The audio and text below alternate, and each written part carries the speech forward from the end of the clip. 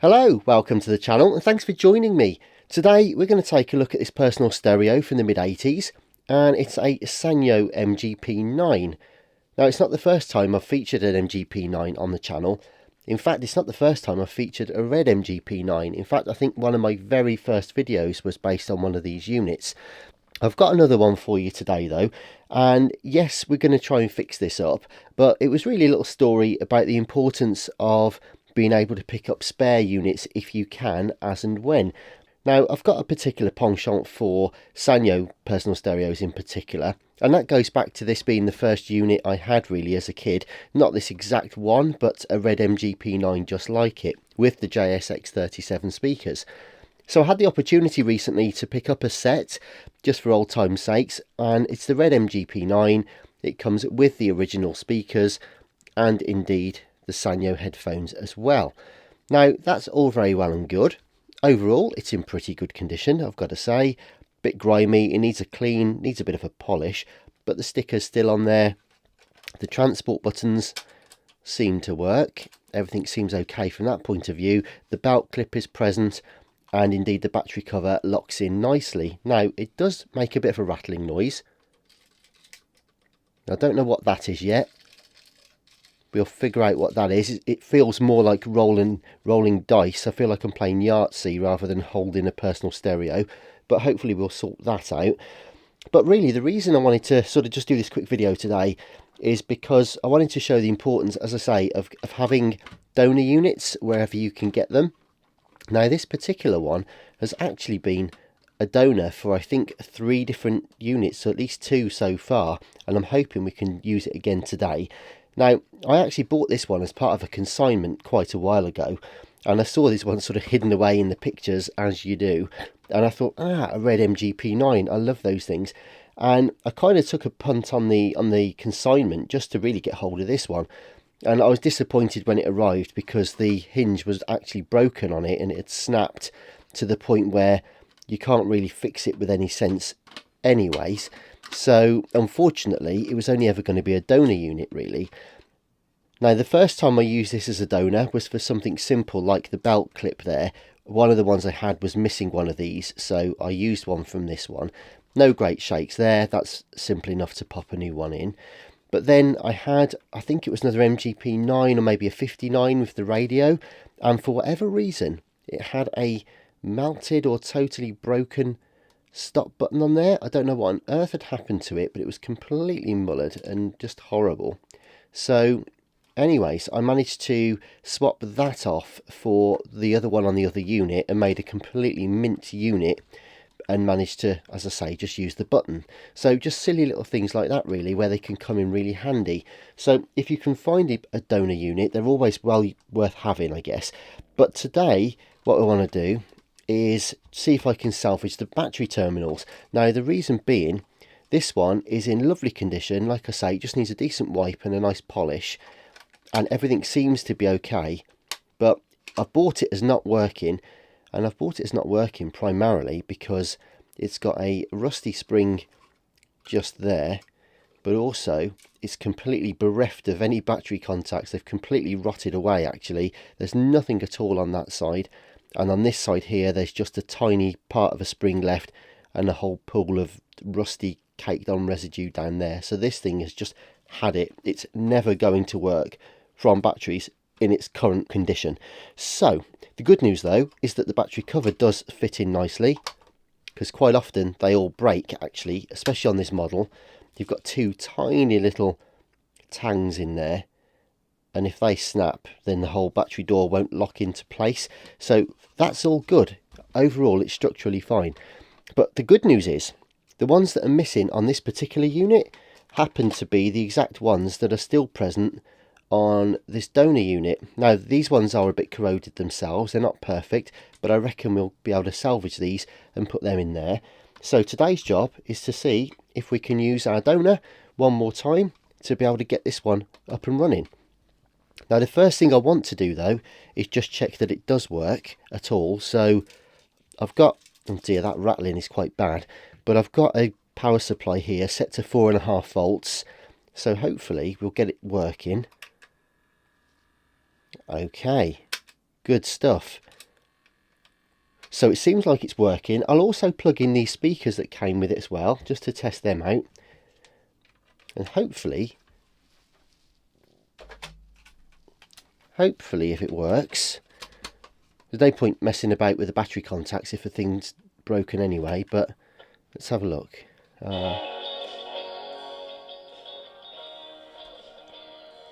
There we go, a bit of theme music. Good. Fast forward. Yep, okay, all sounds fine to me.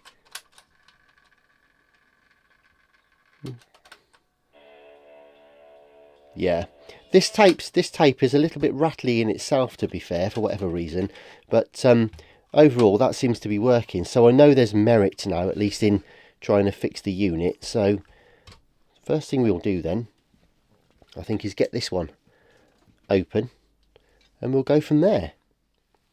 So 3 screws to remove.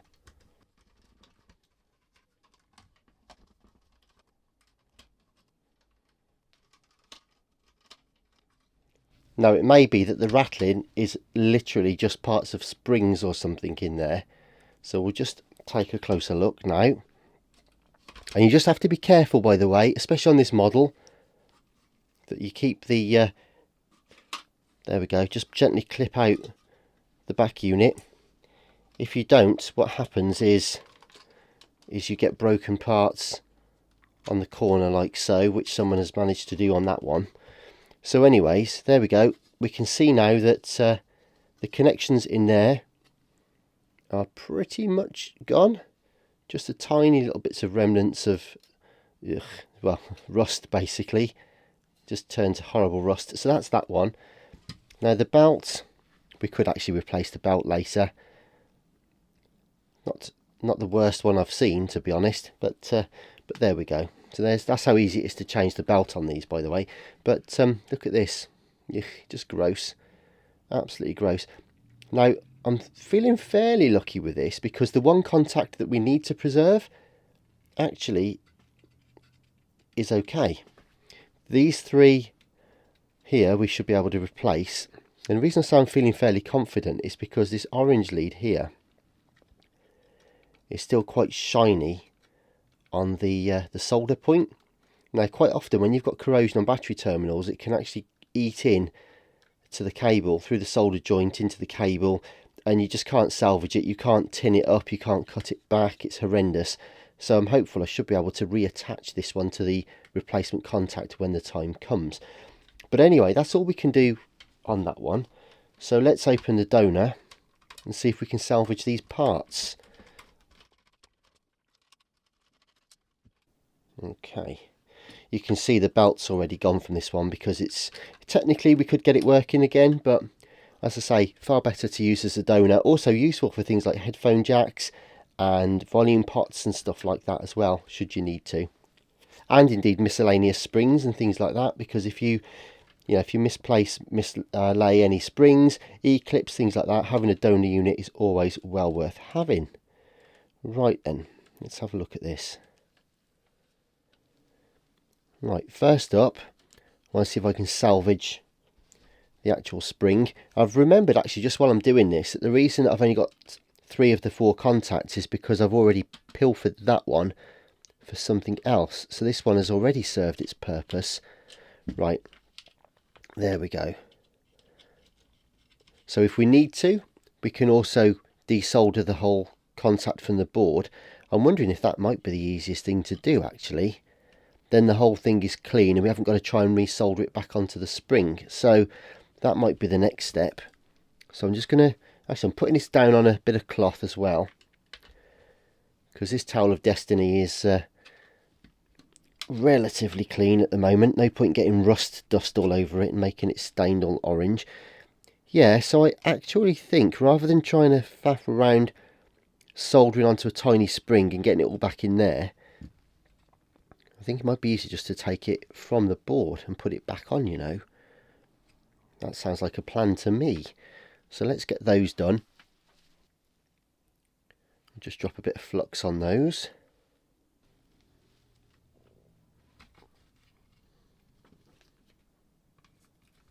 There we go. 1. 2. Right, marvellous. Okay. Well, there's the rubbish spring. And there's the decent spring. Like I say, we can still clean that up some more, but it's definitely better. But the thing is with these, as I say, it's quite hard to get them to... It's quite hard to get these to solder back onto the springs, especially when you're in amongst the plastic and the angle has to be right because they're so tight in there. Far easier just to take the thing off in the first place with the lead if you can. Anyway, that's that one. Good. So, what else are we missing? Right, the next one is down here. We've got to try and get this one. Away. If we can. Slightly trickier, this one. It's slightly trickier. And again, actually, I may well just desolder that first. Might make it easier. Orange one goes on the smaller one at the top. Like so. And here. Like so. Okay.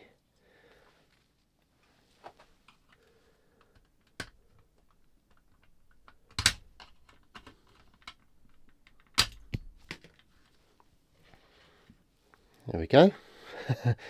It did fly across the room, but there it is. And again, whoops, sorry about that. There we go. Nice and clean, decent tidy contact. Solder joint is still nice and strong on there, so that should be okay. We'll put him to one side as well. So now we've got 2. 3rd and 4th are actually combined. If you look in the other half here, this one, again, I'm going to try and get this to focus for you. But basically, this one is a combined. It's basically a link between the 2 batteries, and you'll see that the spring comes out, links through there, and just goes into a little tang just over here. Now this one isn't in the best condition itself, but if we're careful, like so, we can withdraw that one. And again, I'll give this a bit of a clean in a bit as well, just to freshen it all up. But by and large, there it is. So we've got ourselves 3 replacement contacts, like so. We'll put them aside for cleaning in a moment. And then all we've got to do now... Actually, did we find out what that rattling was? Ah, there we go. There it is. We said, didn't we, that it might have been part of the battery terminal. So that's likely to have come from one of these. There we go. So now we know what that rattling was. So we know we're not going to get any annoying rattles or indeed short circuits or anything. Because, of course, if you've got a bit of wire randomly floating around in there, it could be quite... in theory, quite easy to short something out. So we're now going to try to remove this battery terminal, which is the rusty one, and I'm not too worried about this now, about getting it out. Ugh, there it is. Oh dear. So where's my good one? There it is. So that's what it should be, and that's what it is. So you can see why that was never going to work again. Right, there's the rotten ones. So basically, all that remains, all that dust and cack, all that remains is to give this a decent clean and a scrub, and to clean the battery terminals themselves, and then we should be able to reverse the procedure. But yeah, just in upsum, as it were, those are the 3 rotten bits, and those are the 3 replacements. So onwards and upwards. Righty ho. So lime juice is our friend here now. I just find that something a little bit acidic tends to do the job. I use lime juice, vinegar, anything like that really, and also just a little bit of sandpaper if you want. Just be super careful, or a file, just depends how bad it is really. And they're still quite fragile, so we've got to be a bit careful. And you can see they are cleaning up a bit. They are still a bit, this one is a bit corroded, and I may well put a little bit of sandpaper on it yet actually.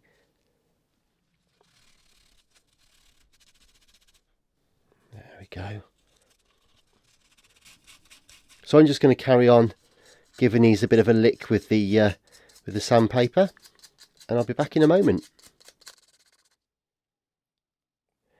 Well, there we go. I didn't have to do anything with this one because it was spotless anyway. These ones are not perfect, but better than they were. And as long as they work, that's fine by me.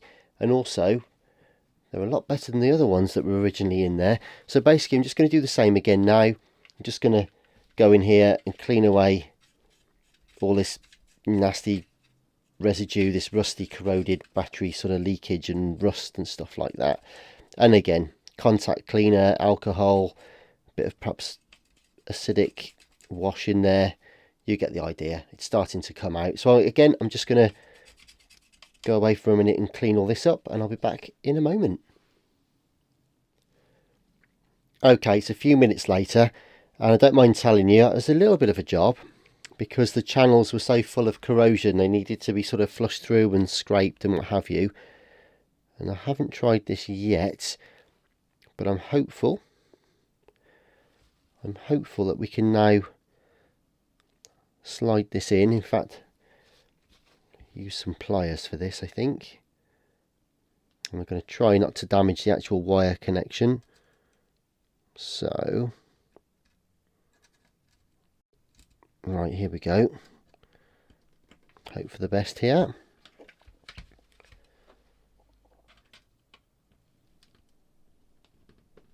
Okay, well that's as far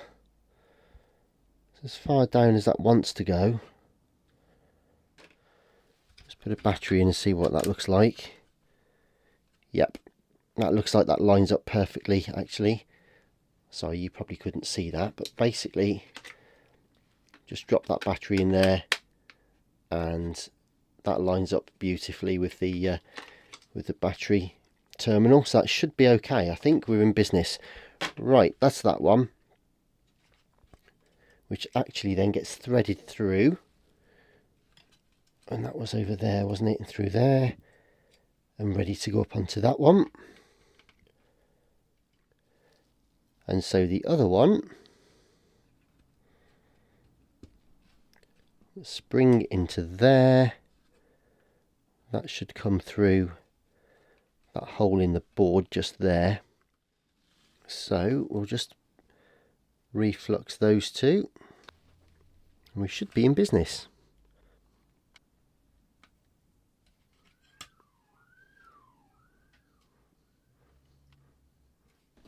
And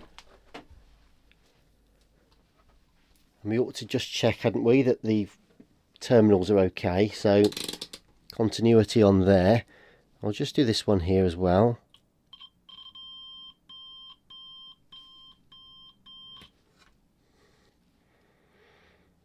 Right, that's okay. And between there and there is good. Between there and there is good. So that should mean we'll be all right. Right, where's that other one? Okay, oh, and of course the next job we haven't done yet is clean out this one. So got to be careful now. Yeah, got to be very careful now because we've got a crusty, corroded terminal and a plastic fragile casing. So just gently pull out these bits as best as we can. There we go. And of course we've got the remnants of that U piece. Come on.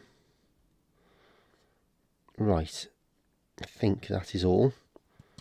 Ugh. There we go.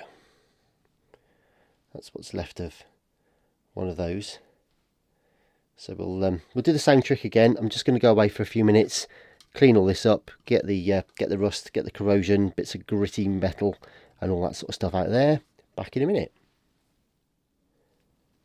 Okay, I think I've cleaned that up as well as I can for a moment. This would have been a nice opportunity to have replaced the ribbon as well, but unfortunately the donor one doesn't have one either. So if we ever wanted to, we could go back and do that. It's not a hard job anyways. But anyway, let's get on and do this battery terminal. So which way are we going? We want it like so. And we've got to be careful now, because we've got to slide the spring through the groove. We need to make sure that this other piece goes through onto there as well. Push it through square. Perfect. Lovely. There she is. Very nice. Okay, well, I think the proof of the pudding is almost in the eating. So just check the motor is turning okay. I've got a new belt here as well, so we'll be able to hopefully get that on. There he is. Okay, perfect. Good. Right. Well, we think the terminals are all in the right place. Let's see what happens if we try and snap it back together. Might need to just push this spring down a touch. Very carefully, of course.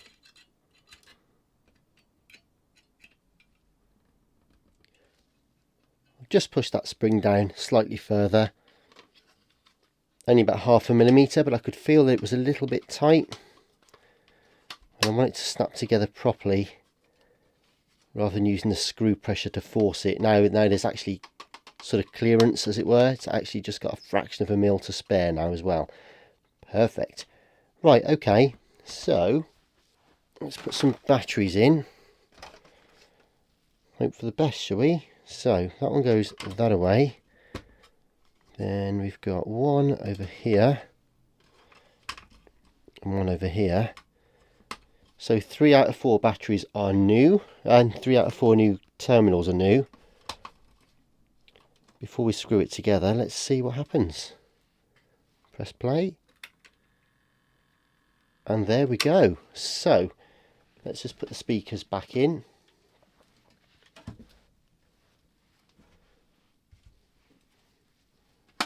And put the headphones there, find that tape and play. There we go.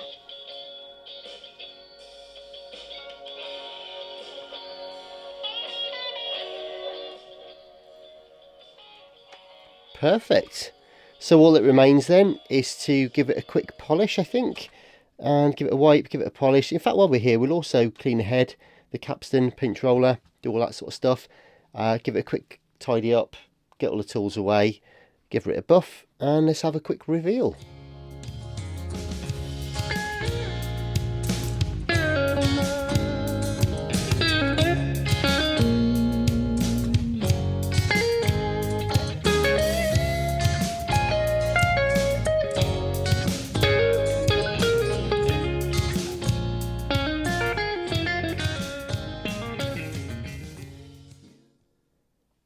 So here it is then, the Sanyo MGP9, all working now, cleaned up and beautiful. So she's had a new belt, we've cleaned the capstan, the pinch roller, the head, but the most important thing of course was replacing those battery contacts. So yes, it did work off the mains, but most people that have got a personal stereo don't want to be hooked up to a wall all the time. They want to be out and about enjoying the tunes. So we found a donor unit. As I say, I've had this one here for some little while, and I think it's already now repaired at least 3, possibly 4 different units. So always worth having, guys, if you get the opportunity to find yourself with the opportunity, as I say, to get a spare one, then you never know when it might come in handy, especially if you've got a penchant for particular models, because invariably there will be something that will go wrong. But anyway, let's just give this a quick test again once more and see how we get on.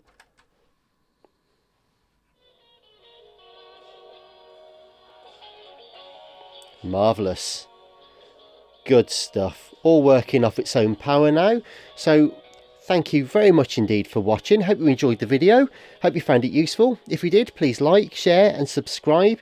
If you are a subscriber already, then thank you very much indeed for your support. Massively appreciate it. And in the meantime, anyway, stay safe. I'll be back soon. Take care. All the best for now. Bye-bye.